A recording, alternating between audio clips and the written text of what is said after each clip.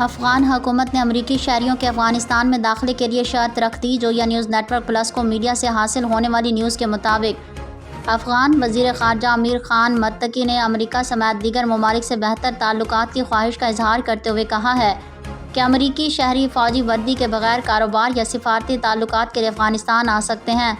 انہوں نے کہا کہ ہم نے دوحہ مذاکرات میں امریکہ کو بتایا تھا کہ اب بھی کہتے ہیں کہ ہم کسی بھی امریکی کو فوجی وردی میں افغانستان میں قبول نہیں کر سکتے، لیکن اگر سفارتی سطح پر آئیں تو کوئی مسئلہ نہیں۔ امیر متقی نے کہا کہ امریکہ کی نقد امداد عبوری حکومت تک نہیں پہنچی۔ گزشتہ 3 برسوں میں امریکی حکومت نے $1 بھی عبوری حکومت کو فراہم نہیں کیا۔